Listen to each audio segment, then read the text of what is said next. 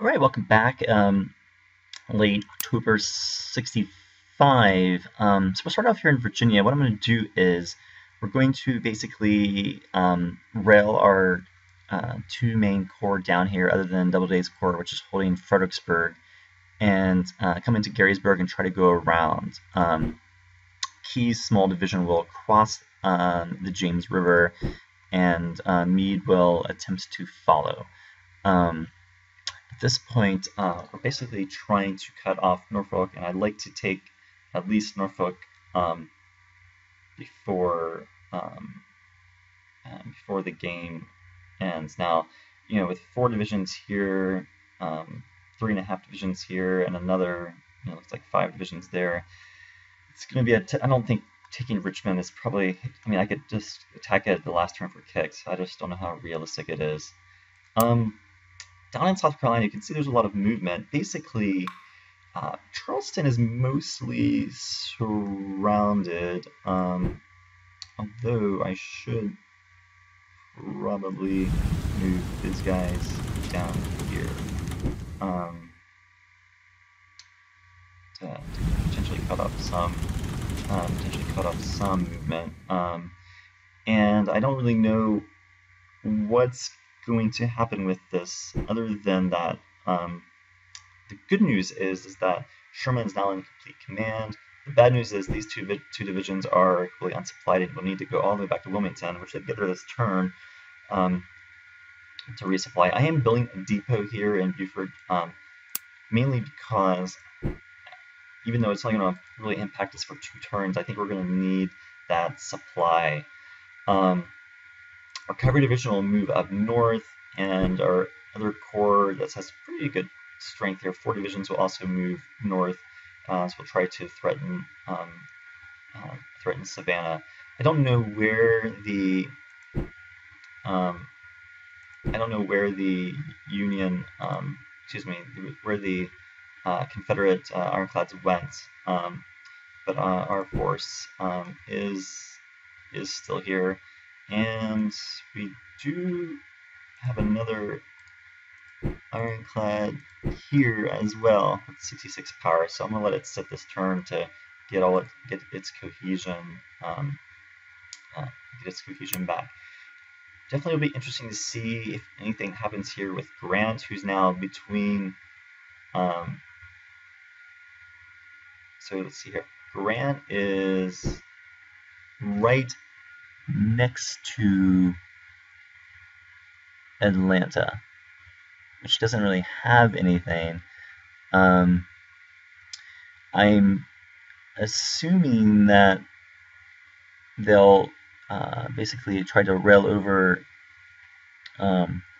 lots of forces. So I guess the other thing is I could just go in and try to attack Atlanta this turn, but I think likely what's going to happen is Beauregard is going to try to rail back and take up a position in Atlanta, and all the forces will go there, at which point Grant would realistically be defeated. So I'm going to kind of compromise. I'm hoping that they're going to evacuate Chattanooga. We can then take Chattanooga and basically march south. So at least that would be the main idea. All right, that is about it. There's a little bit of action happening out west. Mainly, we're just kind of coming through here and taking forts and so forth. One kind of interesting thing is Johnston, of course, is still here with his division unsupplied, and nothing really too much is happening there. All right, let's go ahead and run the turn and see what happens.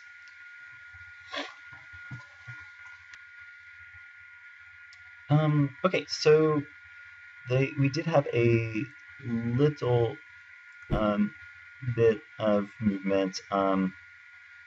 Basically, Longstreet has come up and crossed the river and taken Columbia, so we now have Longstreet in our rear. As you can see here, we are pretty well supplied, so that is good. And there's a depot here with supplies, so that is also good.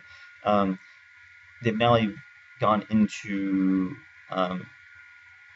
Charleston. So basically, there's a huge force in Charleston itself.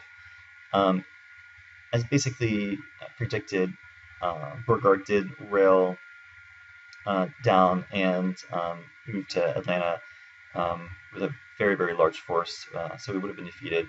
The good news is that means that basically Chattanooga is now open, and so we will be able to take that next turn and have our other corps join us. And so Chattanooga is a strategic town that we can go ahead and check the box. There were only a few skirmishes, so no, there weren't any huge battles or anything like that. Here's Hill. Not really sure what he's doing up there. Let's kind of take a quick look at um, at yeah. So it basically looks like we were able to kind of move into this area and you can see that there's looks like there's a division over here in Norfolk. So Kearney's forces are here. Sedgwick's also here. Unfortunately, we kind of looks like this didn't go quite as planned.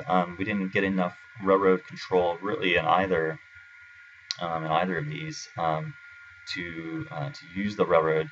So a couple options here. We can have Meade march over and basically make a kind of like a land movement to Norfolk. Fortunately, that's going to take some time, so we're probably about 2 turns away from attacking Norfolk. Actually. So here's how the situation looks up here. We can kind of reform Crittenden's corps to be in a stronger position. And I think that is pretty much it. Morale is down at 86. We have found where Van Dorn is located with Baylor's division, so that's good. They're up here, and so our forces are not actually that far away.